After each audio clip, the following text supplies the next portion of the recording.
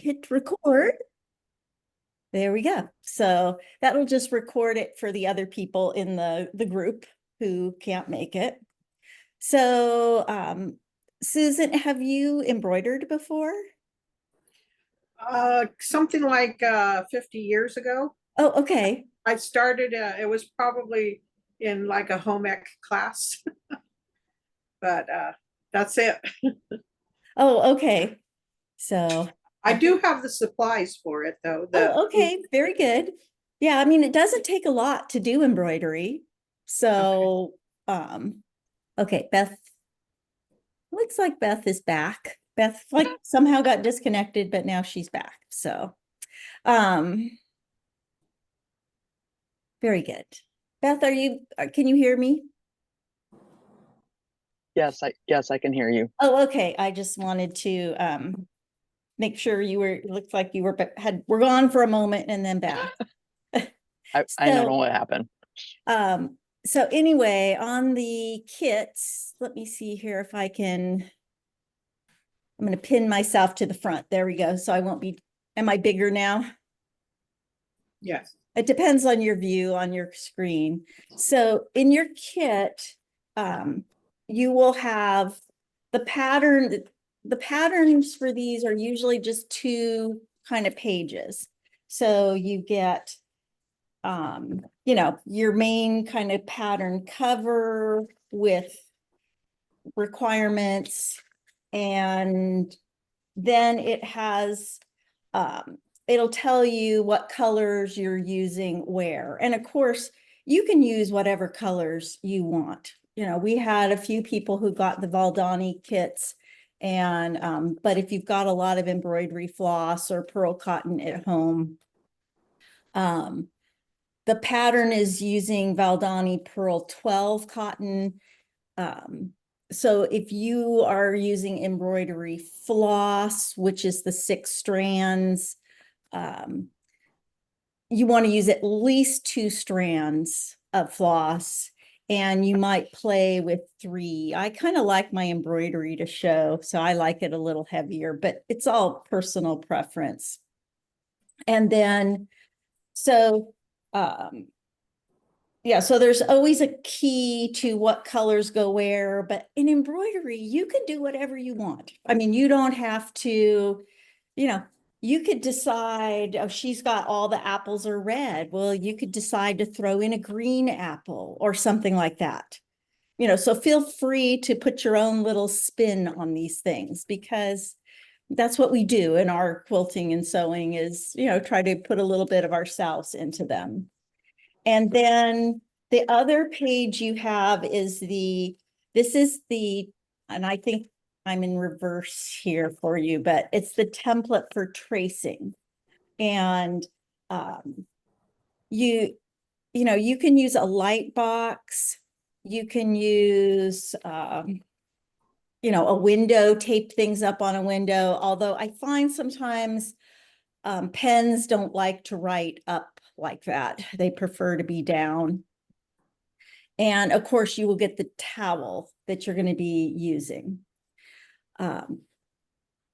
So, Beth, have you done much embroidery? Just a little bit. A little bit, okay. Yeah. So but I haven't done, I've never used this pearl, so. Yeah, and the Valdani pearl cotton is really beautiful. I'm starting to get quite a collection of it these days.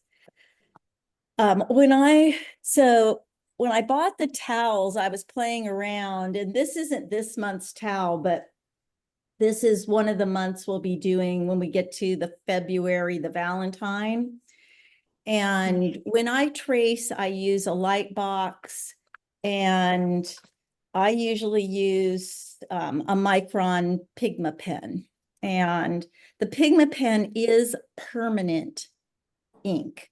So it is, if you mark something, it's marked and it won't go away. For some people, that's a little scary. So you could use a friction pen. And these come out with like the iron. So you just would want to know, once you trace, don't iron your piece until you're done, or you will lose your tracing. The other thing you can do, when I was trying to trace on this towel, you can see I started it, this is February, and I started to trace, and I had no problem tracing on this white. But when I got over to these, the red ones, I mean, I was like, I can't see. I can't see through the light box. I tried it on a window. And so, I did at the shop, we carry a product called Stick and Stitch, and you run it through your printer, and then it's not a iron-on fusible, it's a water soluble product. And it's always hard to get it going, but it's paper backed. They tell you to use inkjet because, you know, but I used a laser jet because that's what I have at home. And I've also used our copier at the shop. But what happens is you print on it, and then the paper back separates, and then this sticks on your towel. So if you don't want to trace, this is an option, this Stick and Stitch. It does, you know, it makes the fabric heavier, so it is a little more work to stitch through the towel. So if you have, you know, arthritis or something like that, this may not be a good idea. But I got some because I could just see I was going to have to use it on this towel. So I thought on this month's project, I would give it a try because I hadn't used it in forever. So I did I've got the Stick and Stitch on here on my towel. So it's an option, and it's kind of funny. The first day that I was stitching, it seemed really hard and my needle kept getting kind of sticky. And now that it's been on here for 3 days, I'm not having that. So I'm just thinking maybe whatever that sticky stuff is kind of dried a little bit, and now it's fine because now it seems way easier than the first day. So Who makes that? Who makes that Stick and this is Stitch? Sulky. Okay. Yeah, so Sulky, it's kind of interesting because we used to carry a product called Transfer Ease, but they went out of business. You know, the pandemic killed a lot of businesses. We've had to replace quite a few products that we used a lot. And so it was kind of funny when I went online to see Sulky also makes another product called Fabra Sticky Solvy. And so I went to the Sulky website to see what was the difference between the two products. And they actually had a little frequently asked, that was in their frequently asked question area. And the answer was absolutely no difference. They're the same exact product, just with a different name. How funny. How funny. Well, what they found was embroiderers weren't understanding what Fabra Sticky Solvy was. But Stick and Stitch made sense. So Exactly.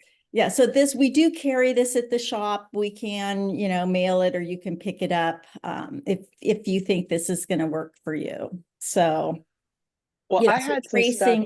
What was that? Well, I've used Pellon for a bunch of other interfacing and stuff. And so I picked up this, it's called Print Stitch Embroider. Yeah. Or Print Stitch Dissolve. Oh, so I printed it yesterday. Off the table. And it says water soluble paper stabilizer. So I printed it on my printer last night because I wanted to have questions for you. Yes. There's no sticky on it. Well, there's no sticky on it. You can't, there's no Yeah. paper backing on it? No, it feels, of course I printed directions up here, but it's just, I did too. I printed my directions too. Didn't think about that part. I did it again to get more apples, and I didn't do it on this one. It's kind of, I thought, well, would I iron it on? It just, You know what? it's just I mean, real thin. That doesn't seem right that it would iron on. I'd have to research that product I can't, I went this morning and I think maybe I have to do a spray stick on it. oh yeah, maybe 505 or something like that. Okay. You know, the only thing I'd be cautious about is sometimes if it's not really stuck, it can start to migrate as you're stitching. You know, because you've got this long thing. Yeah. And you're putting your hoop on it if you use an embroidery hoop. You know, we have, It's gonna move. yeah, it's going to move on you, could. We have two of my employees are expert embroiderers. Their work is amazing. And they you know, Mhm. it's just, but and so they hoop. And I'm like, I'm from, one of my favorite techniques is needle turn applique. So I'm just used to holding the fabric in my hand. So I do not use an embroidery hoop. So I'm kind of a renegade in that fashion. But I've just, from all those years of doing needle turn, my hand is my hoop. Uh-huh. And so I don't use a hoop. So, but Yeah, sometimes on towels. So, yeah. So questions about transferring your design. I just liked how thick, how attached yours was. And so I thought, oh, I think I have something like that at home. And I Yeah. found this, who knows when I bought it or how long Yeah. ago And it's you been know, here. I So. had to copy 2 sheets because my sheet, I could only get like 4 of the apples, you know, because it's a Mhm. regular piece of paper. And, you know, this is not a regular size sheet of paper. Yeah. This is, you know, it's bigger than it's longer than a regular sheet of paper. So I had to like copy it again. And even while I was stitching this side, the other side migrated a little bit because it was just a separate little piece. Mhm. So, What do you mean by migrated? oh, just I had used this stick and stitch, and you know, Uh-huh. it's stuck on there with sticky stuff, and it can move. You know, it's not permanent. And so because I crunched this in my hand to get Oh, into the oh, center, okay. it kind of Yep. moved a little bit. But you know, I Oh, just peeled it back off and restuck it back down. okay. And Okay. It wiggles it's away. let me peel it up and stick it several times. So, Okay. Okay. and I figure here I'm all the way over to peck, but it says I love you a bushel and a peck. And once I get peck stitched, it's not going anywhere. But Okay.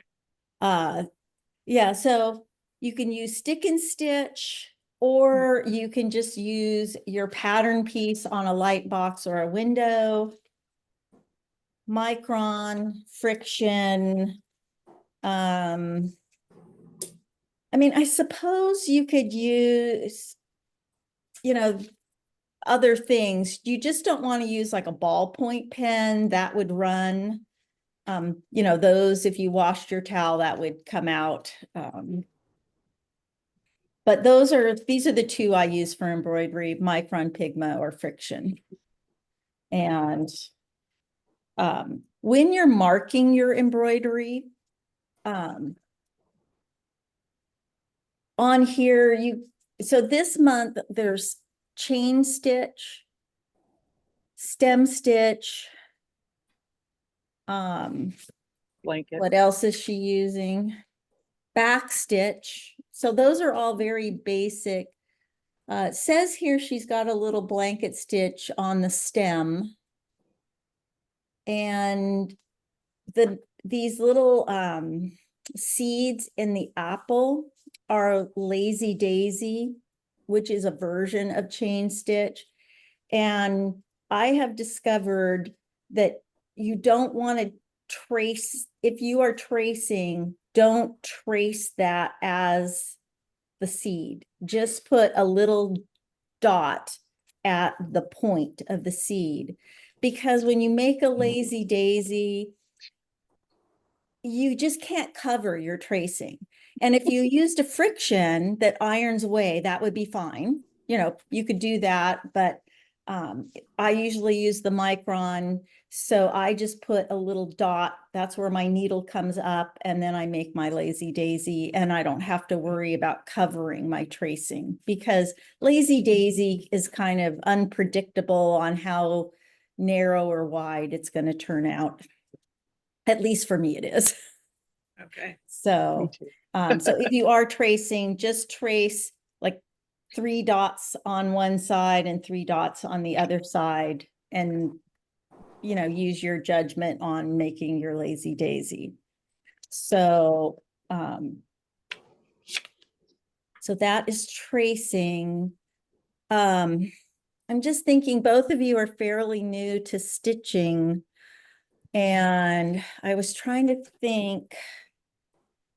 There's a lot of YouTube videos out there on stitches, and I was going to search, where is it I like to go? What is it called? Because there's a website, and she does the best tutorials.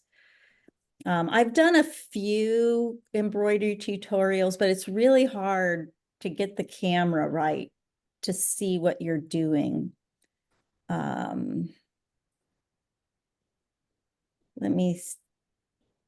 It'll probably remember my phone will remember where I've gone, right? Yeah. Uh,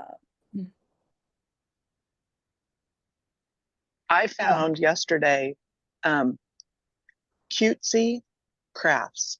Cutesy crafts, and it seems like I've been going to Sarah's Hand Embroidery a lot. Hers have been good. On cutesy, she has a playlist and she just lists all the different stitches. Oh, okay. Yeah, And and so they're that's like like just, Sarah's Hand Embroidery does that too. yeah, they're just little 2-minute snippets for each of the different stitches, so you don't have to Yeah. try And so it's kind of nice to do that. I think, you know, on your stitches, the thing to remember in embroidery, it's really all about thread tension. And for me, on certain stitches, when I learned to embroider when I was, you know, like a teenager, we always, on back stitch, stem stitch, all these stitches, we rocked our needle. So we stuck it in from the top and tipped our needle and came back up. And I do still do that for stem stitch, but every other stitch, chain stitch, lazy daisy, back stitch, I've gone to where I stick the needle down and I stab it back up, because I just seem to be able to get it to look tidier when I do that. So I was going to talk about, I do a lot of embroidery that goes into quilts. And when I do that, I actually do use just a knot at the end of my thread. But we're going to see the back of this. So I decided I didn't want a bunch of knots back here. So I think I've got an example of what I did. So you can see I've got some thread coming across here. And this is called a waist knot. So I make a knot and I go down like 3 or 4 inches away from where I'm going to start stitching. I go down and I come back up where I'm going to stitch, and I do my stitching. And then when I'm done, I cut off that little knot and I weave this piece of thread back in the back of my stitching. So you can see where it's a little thicker where I've woven it in. And that way I don't have any big knots on the back. And the other thing I decided on my stitching is, again, because on a towel, you're going to see your back. It doesn't get put into a quilt where it's hidden behind the batting and the backing, is I didn't travel across, you know, I didn't finish my I and then just head right over to the L. I actually wove my thread in and cut it off. I thought if you were going to use the towel, you know, a piece of thread traveling 1.5 inches could get a finger caught in it, or it could get snagged in the laundry, you know, and kind of ruin your towel. So I've been doing a lot of starting and stopping to keep it looking tidy on the back. Any questions about, I know when I started back, you know, starting was always a question, but finishing was always a question for me. And I was talking to my embroidery group yesterday to see if we were all in consensus about finishing, and we actually all were. When I'm done, on the back, I just weave in and out 3 to 4 times, one direction underneath the threads that I stitched, and then I go backwards once. And some people go forward. One lady went forward 3 times, back twice. I went forward 4 times, back once. I mean, but everybody basically was weaving 3 or 4 times and going backward, weaving back the other direction 1 or 2 times.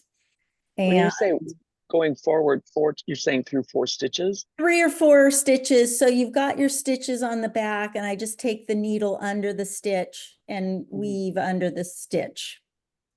And I talked to the pattern designer herself. She and I met at Quilt Market, and she's very nice about taking phone calls.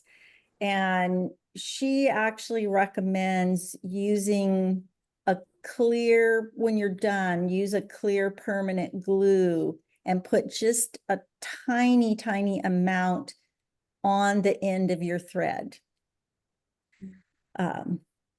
To help keep it from ever coming undone.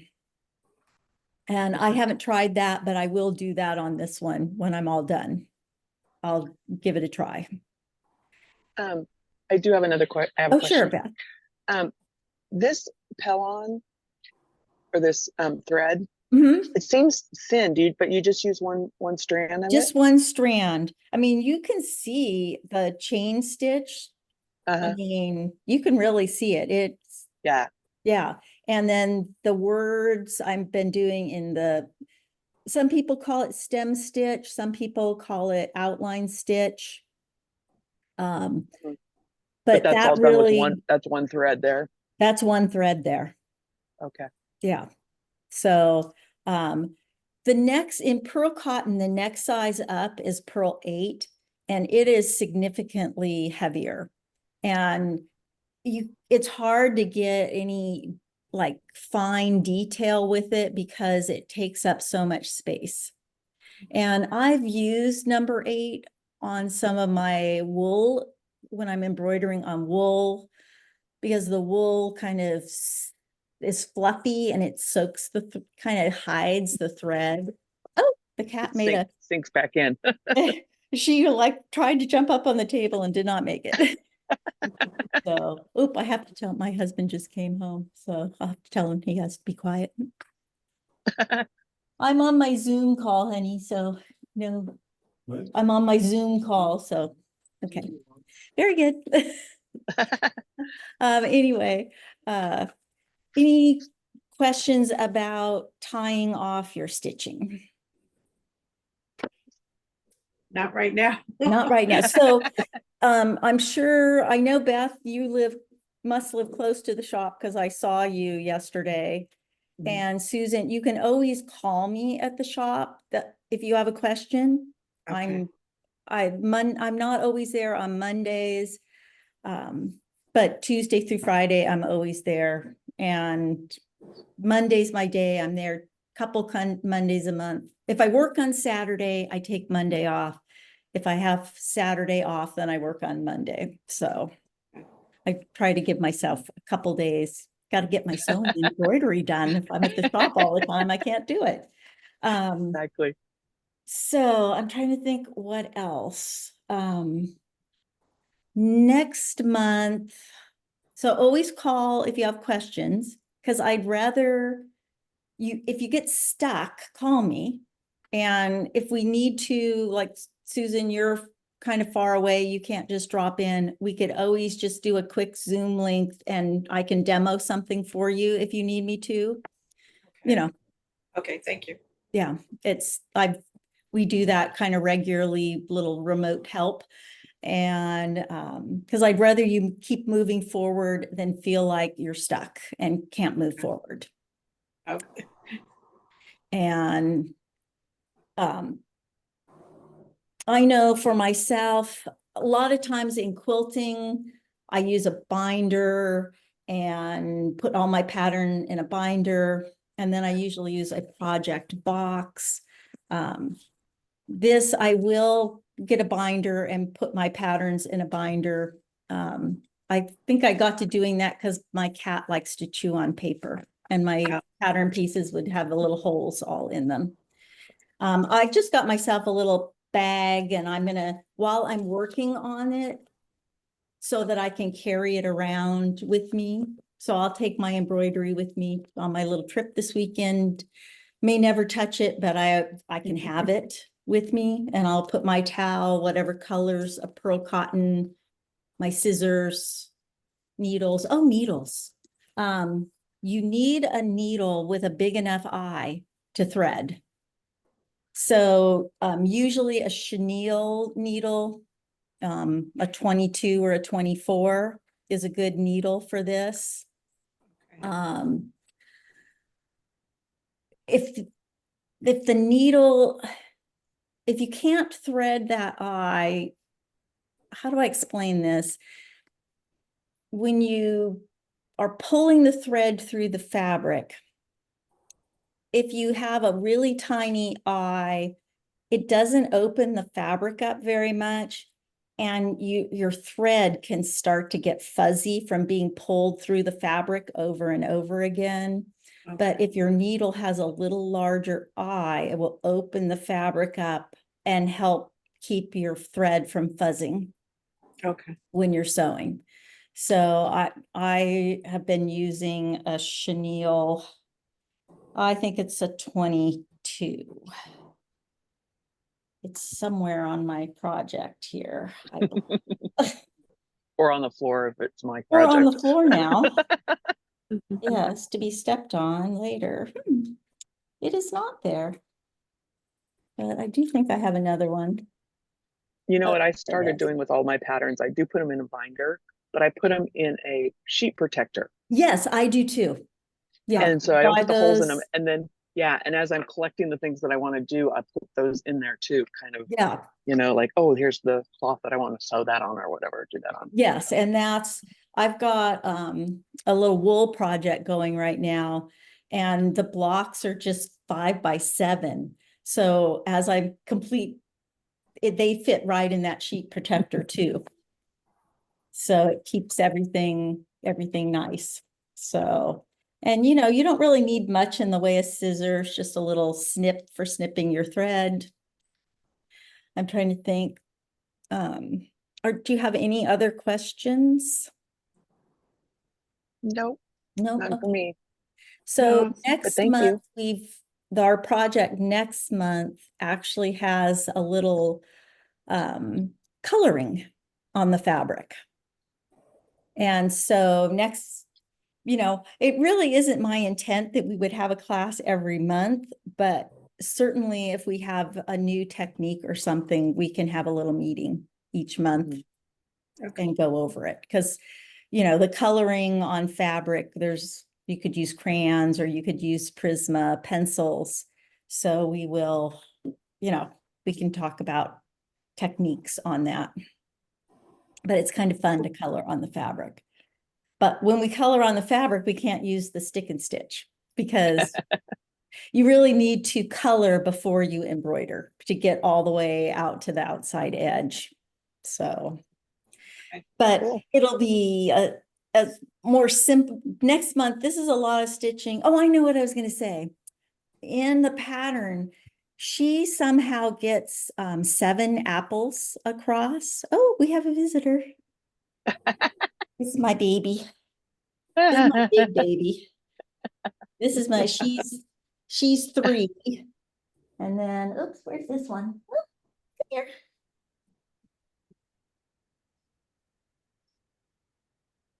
I got her. And this one, she's just 5 months.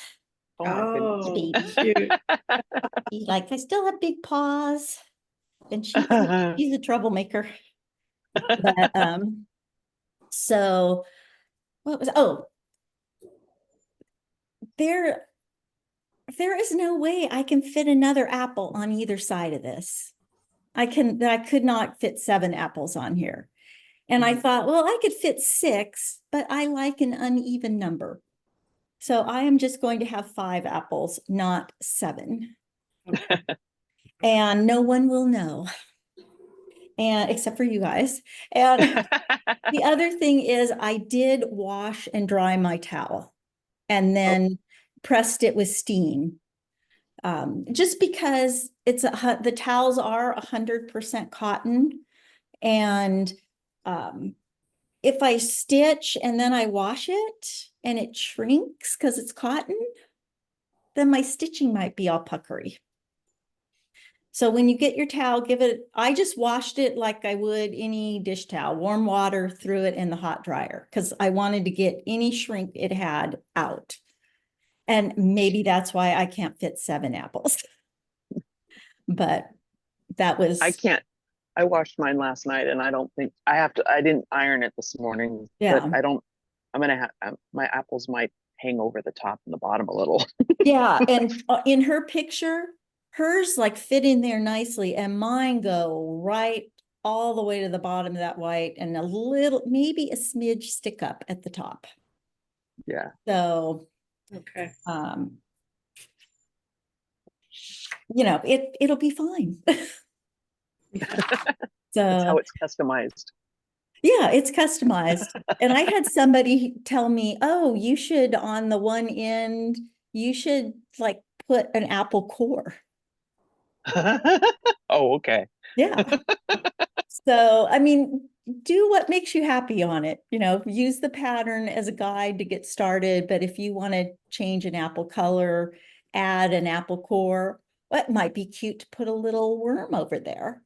Very So, use your imagination and have fun.